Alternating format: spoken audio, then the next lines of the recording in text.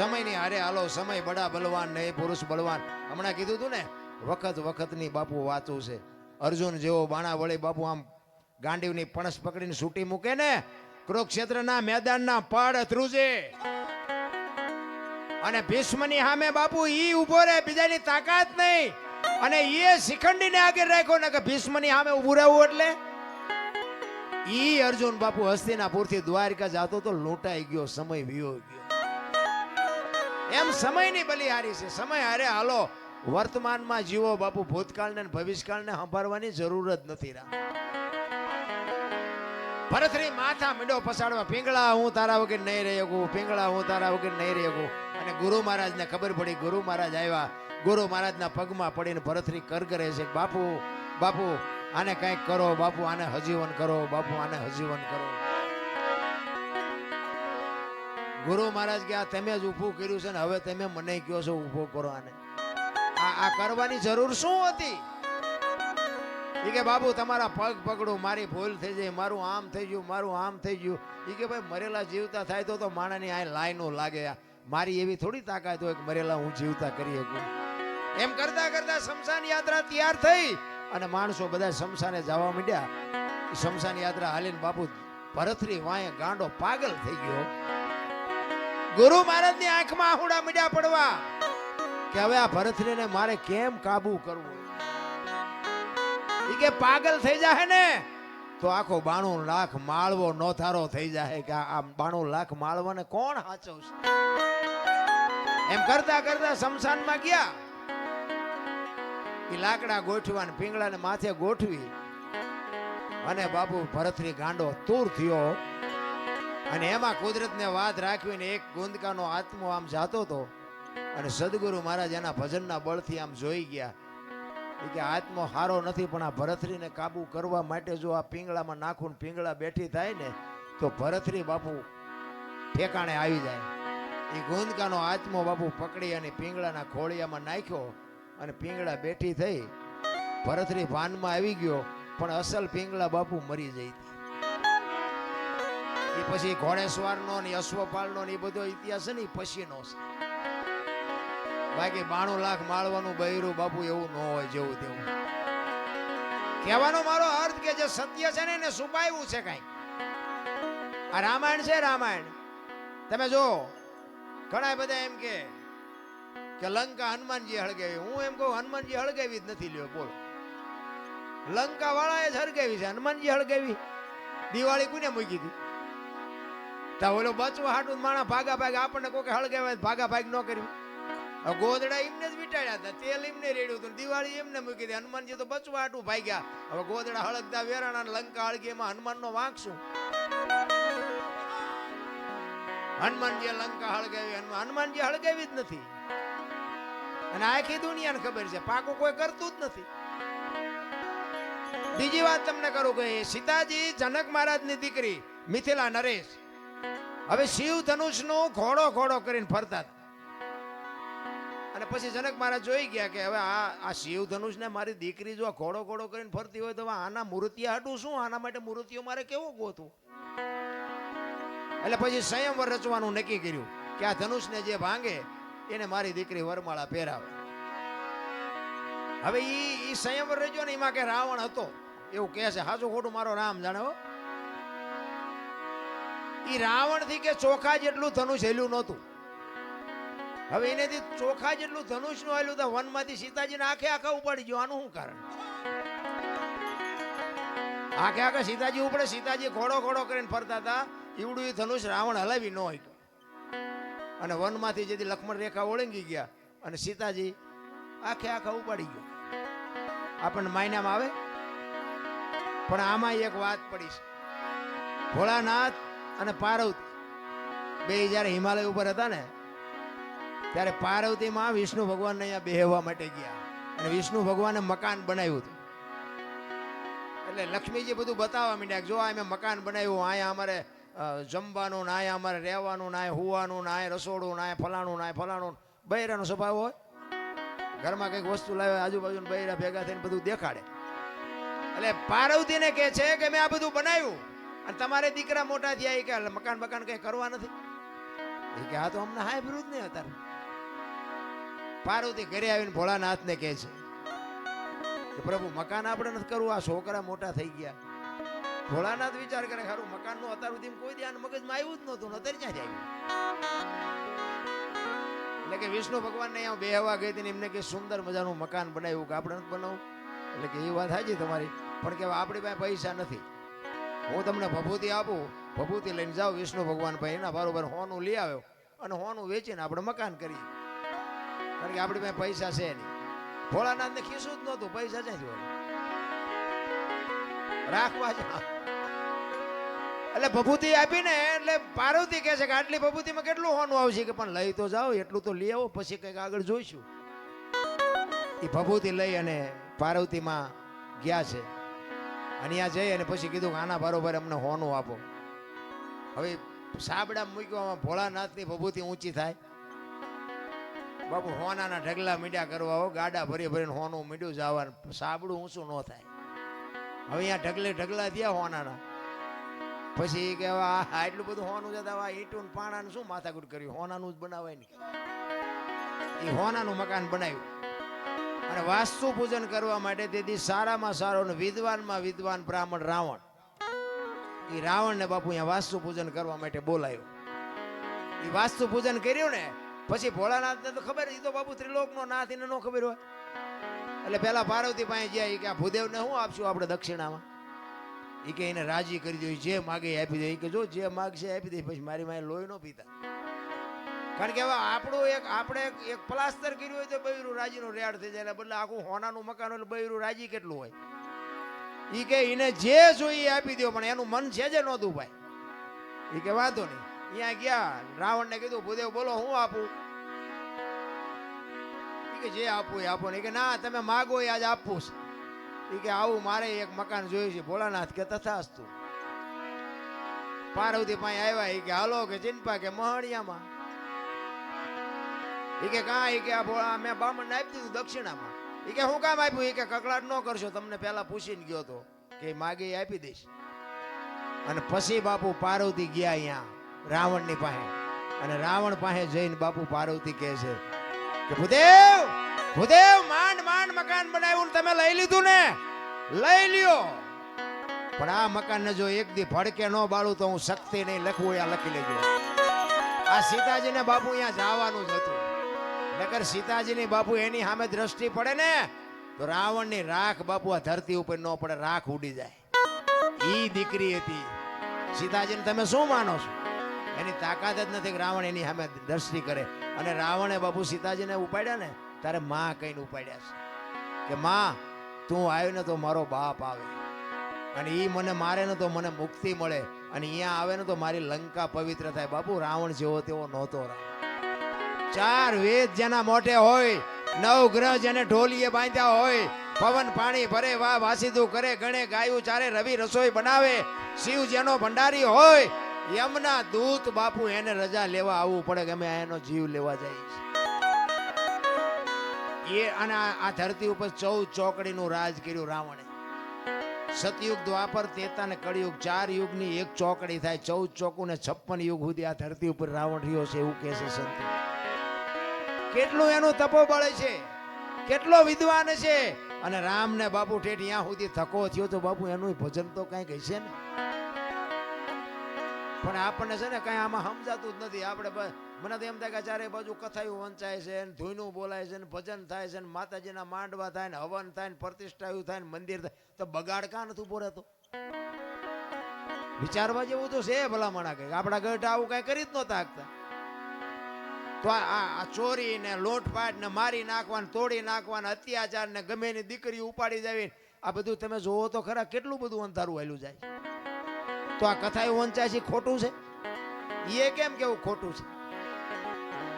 હવે આમાં માણસના જીવનમાં જો ઉતરે નહીં આ વાત તો આ કથામાં ફાયદો કોને? મંડપ વાળાને, સાઉન્ડ વાળાને, સાજિંદાને, અમારા જેવા કલાકારને, રસોઈયો હોય એને, બાકી કોને ફાયદો? હવે તો આ 2-5 લાખ રૂપિયા 10 લાખ રૂપિયા આમાં નાખવા તેના કરતા પાદરા ગાયું ખડમાં દઈ દીધા હોય તો. ગામો ગામ કથા એવું વંચાય, ગામો ગામ. અમારે તો રોજ ફોન આવે કે અમારે પ્રોગ્રામ રાખો, અમારે રાખો. અમે પછી કહી દે કે આટલા થાય છે, કથા એવું કરો જે કરો એ. અરે બધું ડીંગો ડીંગ હાલે ભલામણ. મને એમ થાય કે આ ખોટું છે એવું નથી કહેતો, પણ બગાડ અટકવો જોવે બાપુ. જો આ સત્ય હોય અને કાં ઓલા કહે ને કે કાં તો ઓલામાં ફેર ને કાં તો ઓલામાં ફેર, સત્ય હોય તો આ બાપુ દુનિયામાં કંઈક, હું એમ કહું છું કે 5,000 50,000 માણા ભેગું થાય એમાં 10 તો સુધરવા જોવે કે નહીં. અમે એક જગ્યા આમ ગુજરાતમાં ક્યાં ગયા હતા, ગામનું નામ ભૂલાઈ ગયું,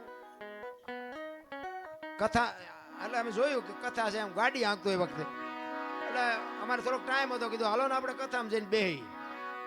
હવે અમે અહીંયા બેઠા ને કથા ચાલુ હતી ને એમાં 2 જણા બાજ્યા. બોલો, હવે કથા ચાલુ હોય એ વખતે જો બાજે માણા તો એમાં બહાર તો કઈ મગજમાં ઉતરે જ છે, એમાં એકને દવાખાને લઈ જવો પડે. બોલો, હવે આમાં પતિ જો હોય તો કથાના માંડવાનું શું થાય, ઓલા વક્તાનું સાજિંદાનું શું થાય?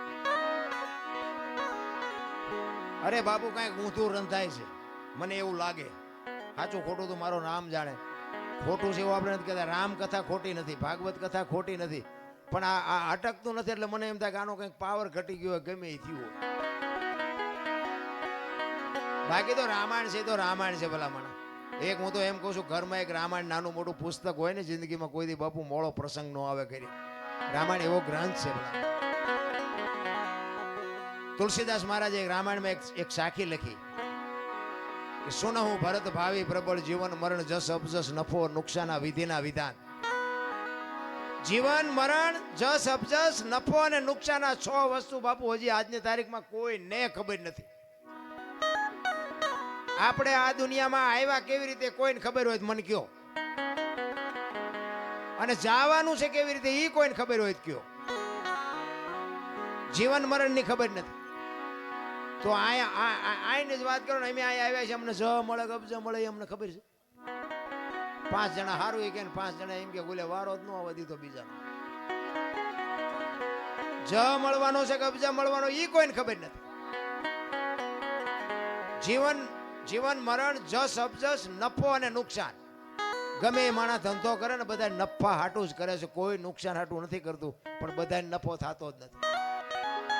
આ 6 વસ્તુ કોઈના હાથમાં નથી. આ વશિષ્ઠ મહારાજે ભરતને કીધેલી. ક્યારે? રામચંદ્ર પરમાત્મા વનમાં ગયા ને ભરત મોસાળમાંથી આવ્યો ને, એટલે ભરત રોવે છે. એટલે એ વખતે વશિષ્ઠ મહારાજ કહે છે, ભરત સુનહું ભરત ભાવી પ્રબળ જીવન મરણ જસ અપજસ નફો અને નુકસાન, આ વિધિના વિધાન છે.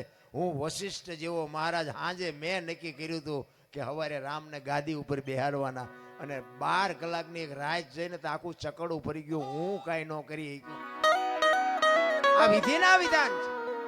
અને આવડી આજ સાખી તુલસીદાસે રામાયણમાં લખી, અને એમાં એનું વર્ણન કર્યું કે આમાં જીવન કોને મળ્યું, મરણ કોને મળ્યું, જ કોને મળ્યું, અબજ કોને મળ્યો, નફો કોને થયો, નુકસાન કોને થયું. રામાયણમાં ઈ કે નુકસાન કોને થયું અને નફો કોને થયો. તો નુકસાન બાપુ રામની માં કૌશલ્યાને થયું. જુવાન જો દીકરો ને વહુ બે વનમાં જતા હોય તો માં માથે તેથી કેવી વીતી છે. નુકસાન થયું કૌશલ્યાને, નફો થયો સબરીને. બાપુ રામ ને અહીંયા જવું પડ્યું. કાંઈ લેવા દેવા નહીં. ભીલડીની દીકરી બાપુ, કોઈ વેદનું શાસ્ત્રનું માણાનું ગામનું કોઈ જ્ઞાન નહીં.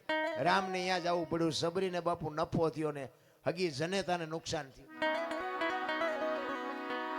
તો કે જીવન કોને મળ્યું અને મૃત્યુ કોને મળ્યું? મૃત્યુ મળ્યું રાજા દશરથ ને. રામ જેવો દીકરો હોવા છતાંય બાપુ મૃત્યુને રોકી ન શક્યો.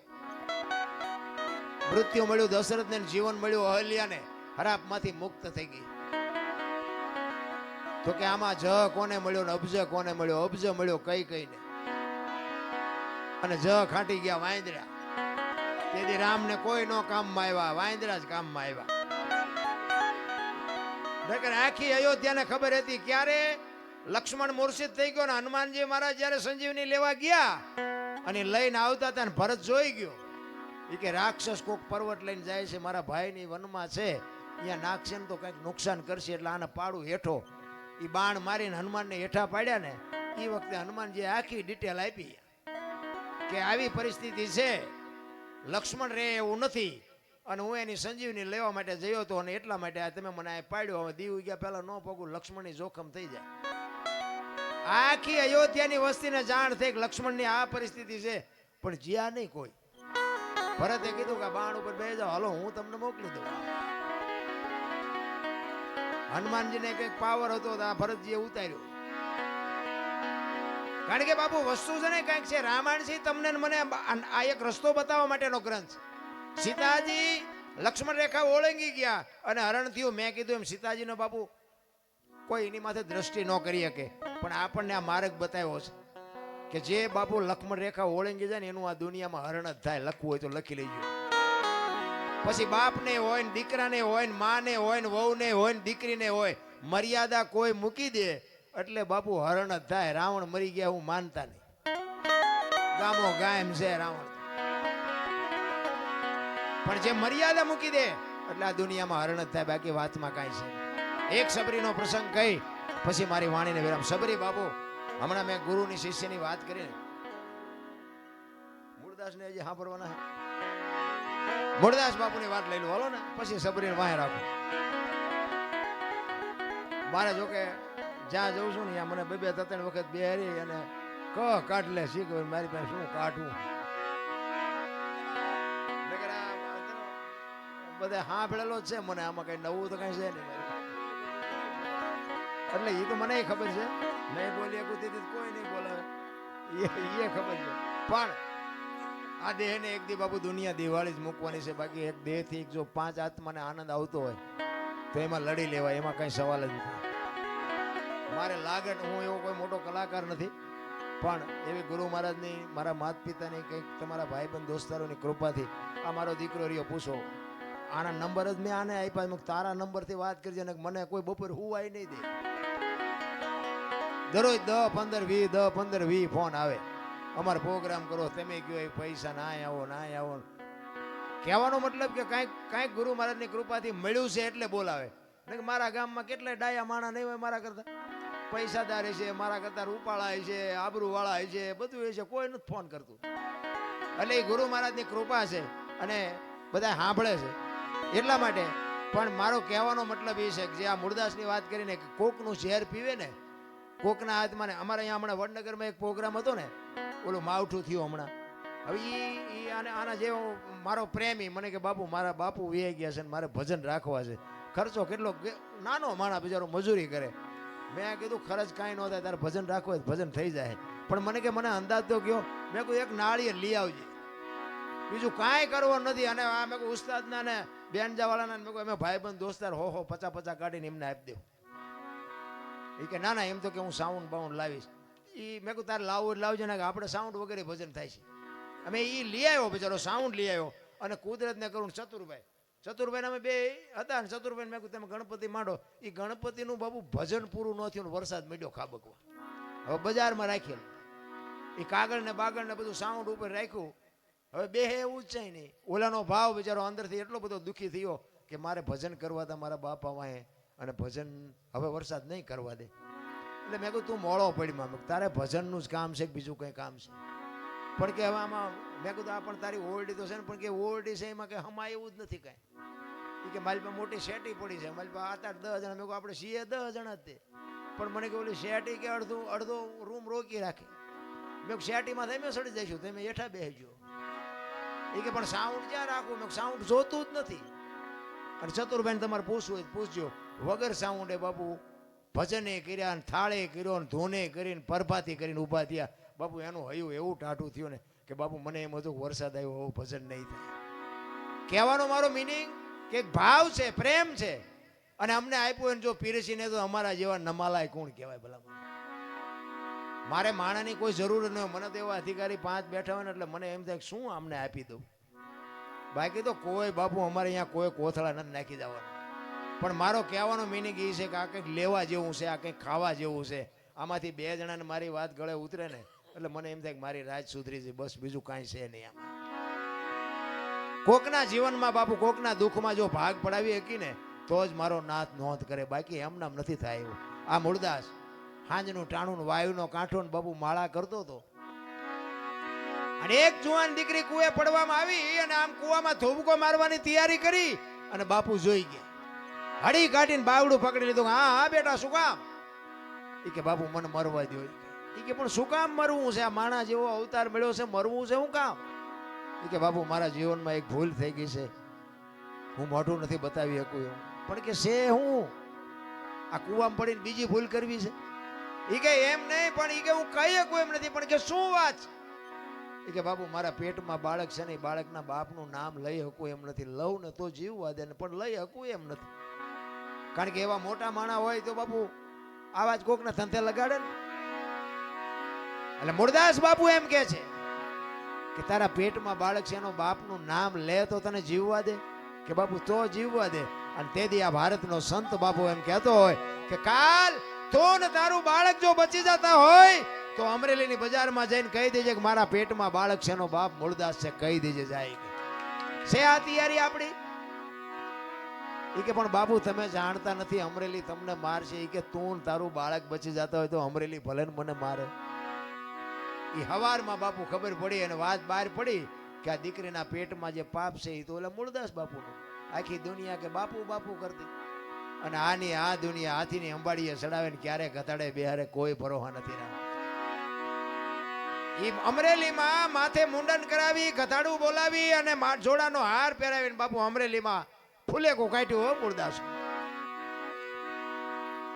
મૂળદાસ બાપુ ગધાડા ઉપર બેઠા બેઠા વિચાર કરે કે વાહ ઠાકર વાહ, તે મારી માથે આજ ભજાડી પડી કે કાંઈ વાંધો નહીં, એક દીકરીને બાળક એ તો બચી ગયા ને. એનો નશો બાપુ એને કાંઈ નાનું નહોતું લાગતું.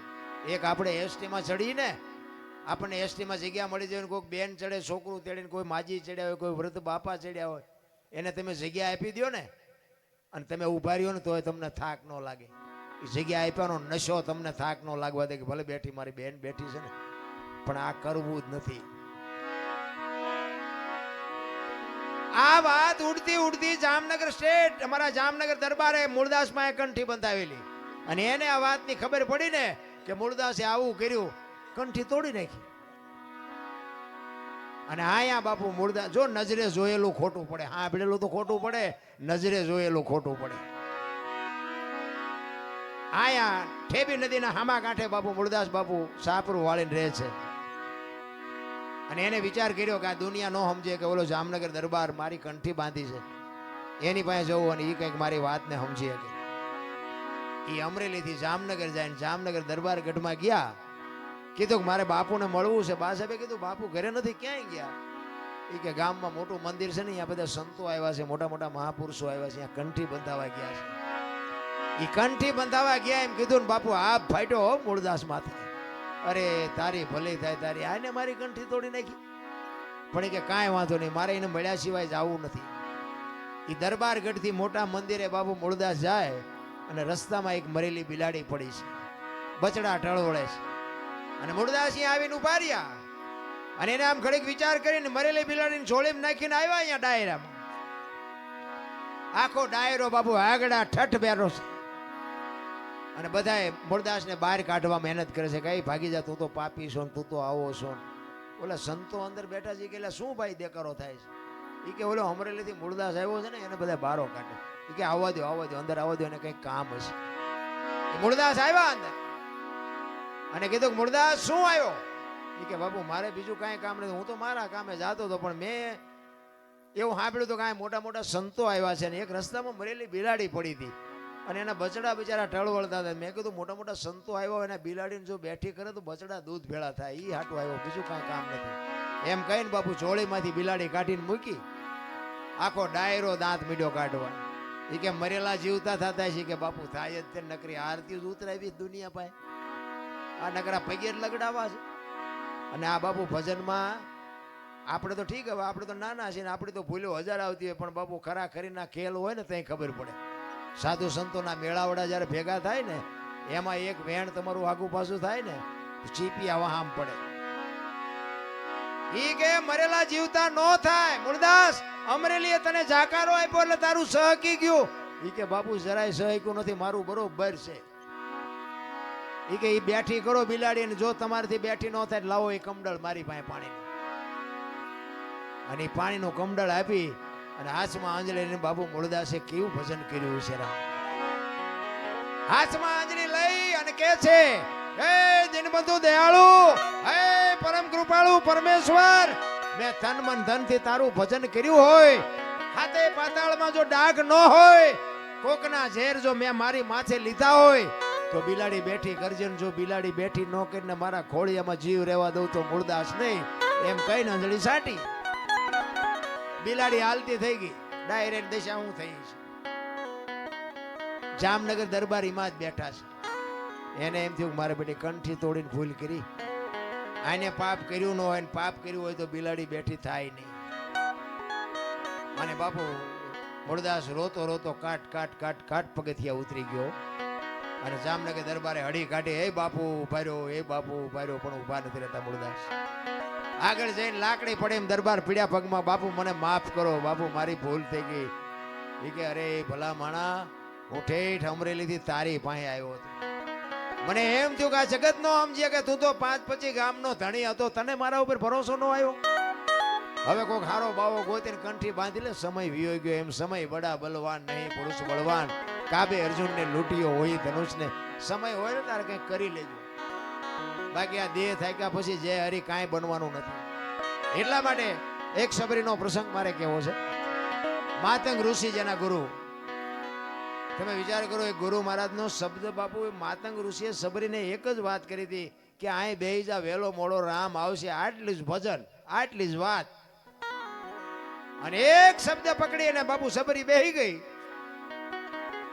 રામ જેથી અહીંયા આવ્યા ને તેથી બાપુ ચાંદીના પતરા જેવા વાળ થઈ ગયા હતા. કેવડી એની ધારણા છે. રામ અને લક્ષ્મણ સીતાજીની જયારે શોધ કરવા માટે નીકળ્યા ને, ત્યારે અહીંયા સબરીનો આશ્રમ થોડોક શેટો અને પ્રકૃતિ બાપુ રામનું ભજન કરતી હતી. ઝાડવાના પાંદડામાંથી રામ રામ રામ બોલતા હતા. લક્ષ્મણ રામને પૂછે છે, મોટા ભાઈ આ કયો મલક આવ્યો, અહીં તો પ્રકૃતિ તમારું ભજન કરે છે. અને સંતોનું એવું મંતવ્ય છે કે એક જગ્યાએ બેન 3.5 કરોડ નામના જાપ થાય ને એટલે દિવાલમાંથી અવાજ આવે ને ધરતીમાંથી અવાજ આવે. 3.5 કરોડ નામના જાપ થવા જોઈએ. હવે સબરીએ 70 વર્ષ સુધી નામ લીધું. કેટલા નામ લીધા છે? લક્ષ્મણ કહે છે આ તમારી પ્રકૃતિ તમારું ભજન કરે. ત્યારે રામ કહે છે કે અત્યાર સુધી આપણને બધા સંતો મળવા આવતા હતા ને, તો કે હા, તો કે આજ આપણે એક સંતને મળવા આપણે જવાનું છે. સામેની જો ઓલી ઝૂંપડી રહી ને, ઝૂંપડીમાં જાતો એક ભીલડીની બાઈ મારા નામના જાપ કરે છે. અને લક્ષ્મણ અહીંયા ગયો ને ભાઈ, આમ નેજવા કરતી કરતી બાપુ રોતી હતી. હો સબરી, શેષ નાગનો અવતાર લક્ષ્મણ પરશુરામને પરસો વાળી દે, પણ સબરીની ભક્તિ જોઈને ધ્રુજી ગયો ભાઈ. સબરી બાપુ આમ નેજવા કરીને કે મારા ગુરુએ કીધું છે કે રામ આવશે, પણ હજી નો આવ્યો. નહીં આવે, નહીં આવે, એ નહીં આવે એમ કે ને તો અંદરથી અવાજ આવે કે મારો ગુરુ બોલ્યો એ કોઈ દી ખોટું પડે નહીં. આવે આવે ને આવે. અને હળવી હળવી બાપુ આમ બોલતી હતી કે મને નજરે દેખાતું નથી, કાને સંભળાતું નથી, રામ ક્યાં રસ્તેથી આવશે, રામે કેવા કપડા પહેર્યા છે, રામ શું વાહન લઈને આવશે. આ તો હું મારા ગુરુને પૂછવાનું ભૂલી ગઈ. અને હળવી હળવી ગાતી હતી. શું ગાતી હતી? ઠાકર મને તું મેલ માઠેલી અન તું છો એકલ નો બેલી. આ સબરીએ ગાયું એક નો ગાયું ખબર નથી, પણ આવી કઈક વેદના હતી હો સબરીની, કઈક આવી પીડા હતી એની. કાલા ઘેલાય અમે એ તારા કેવાઈન જપીએ તારા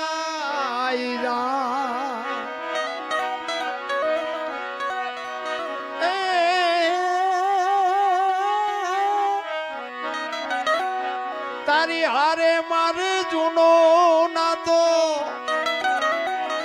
આપણે બધાને છે, આપણે ભૂલી ગયા છીએ. સબરી કે છે મારે તારી હારે જૂનો નાતો. આપણે બધાને છે, કોને નથી? આપણે ભૂલી ગયા છે. એટલે સબરી કે તારી હારે મારે જૂનો નાતો, એ હવે બીજે ક્યાં જાઉં બાપ. ઠાકર મને મેલ માઠેલી અને તું છો એકલ નો બેલી. મધ દરિયામાં એ મારું વાણ પડ્યું છે ને થાય છે હાલકનો. આ સંસારના સાગરમાં બાપુ આપણા બધાયના હોડા હાલ્યા જાય છે. એ તો એવો કોઈક સમર્થ સદગુરુનો જો સથવારો હશે ને આપણે કંઈક લગામ હોંપીએ છે ને તો જ કાંઠે ફૂગવાના છે. નગર બાપુ ગલોટિયા ખાઈ જવાના હોય છે. આ કોરોના આવ્યો ત્યાં હારા હારાના ગલોટિયા ખાઈ ગયા, કોઈ નો બચાવી. એટલે સબરી કહે છે કે આ મારા સંસારના સાગરમાં મારું હોડું હાલ્યું જાય. મારા બાપ તું જો આ કાંઠે ફુગાડી તો ફૂગે એવું છે. મત દરિયામાં એ મારું વાણ પડ્યું છે ને થાય છે હાલકડો. અમારા વાણનો ખારવો બની એ ઉતારજે ભાવ પાર. ઠાકર મને મેલ માઠેલી તું છો એ કાલનો બેલી. મહાભારતના યુદ્ધમાં બાપુ કૃષ્ણ પરમાત્માને લગામ હોંપીને એટલે પાંડવો જીત્યા. એમ ડાયો માણા હોય ને એને લગામ હોંપી દેવાય. આપણા ઘરના કામ હોય, વ્યવહારિક કામ હોય, ગામનું કામ હોય, ડાયા માણાને હોંપી દેવાય. આપણે ઠેકડા ન બહુ ભરાય. જેને જેને બાપુ લગામો હોંપીને એના કામ સુધરી ગયા. સબરી બાપુ કહે છે કે મારા નાવડાને તો તું લગામ પકડી અને જો કાંઠે ફુગાડી તો ફૂગે એવું છે. નગર અમારા નાવડા ક્યાં જાય એનો કોઈ નેઠો નથી. પછી છેલ્લી ઘડીમાં સબરી કહે છે કે પેલા ઓલા વાણિયા ધિરાણ કરતા અને દિવાળીએ બાપુ શોખ વહીવટ કરવો પડતો અને એનું જ્યાં સુધી બાપુ લેણું ન પતે ને ત્યાં સુધી બીજો વાણિયો આપણને આપે નહીં. સબરી એમ કહે છે, એનો દાખલો આપે છે. અમે તારા છે આડતિયાને શેઠ તું છો સાવકાર. તારું લેણું છે ત્યાં લગી બીજો ધીર છે નહીં તલવાર. ઠાકર મને મેલ માઠેલી તું છો એ કાલનો બેલી. આટલું ગાયો તા તો લક્ષ્મણ બાપુ હળી કાઢીને રામ પાસે ગયો. હાલો હાલો હાલો નગર આ બાઈના ખોડિયામાંથી જીવ નીકળી જાય. અને રામચંદ્ર પરમાત્મા અહીંયા આવ્યા ને ત્યાં તો બાપુ બધું ભૂલી ગયો. સબરી આહુડેથી રામના પગ ધોઈ નાખ્યા. રામ આવ્યા એ તો એને હરખ હતો જ, પણ સબરીને બાપુ એના ગુરુની જે વાતનો હરખ હતો ને કે આજ મારો ગુરુ બોલ્યો એ સાચું પડ્યું, એ જેનો હરખ હતો ને એ તો એને ક્યાંય હમાતો નતો. અને રામચંદ્ર પરમાત્માને અહીંયાથી સીતાજીની શોધ કરવા માટેની બધી ડિટેલ બાપુ અહીંયા સબરીએ આપી હતી કે તમે આગળ જાઓ, અહીંયા કિષ્કિંધા આવશે, અહીંયા વાલીન સુગ્રીવ બે ભાઈ છે, અહીંયા તમને હનુમાનજી મળશે, તમને બધો રસ્તો બતાવશે અને સીતાજી જ્યાં હશે ને ત્યાંથી તમને ગોતી દેશે. આખી બાપુ ડિટેલ સબરીએ રામને આપી છે. એમને બાપુ દુનિયા કોઈ પૂજે નહીં, પણ મારો કહેવાનો અર્થ એ છે કે આપણે તો કાંઈ કરવાનું નથી. એક ઘડી હાથી મેં પુનિયાદ, તુલસી સંગત સાદગી, કટે કોટી અપરાધ. સમય મળ્યો છે, જેટલો આનંદ થાય એટલો કરી લેજો. હવે મારી વાણીને વિરામ આપું. બધા શાંતિથી મને સાંભળ્યો બદલ બધાનો ખૂબ ખૂબ આભાર. કાંઈ ભૂલચૂક થઈ હોય તો માફ કરજો. જય માતાજી, જય સિયારામ.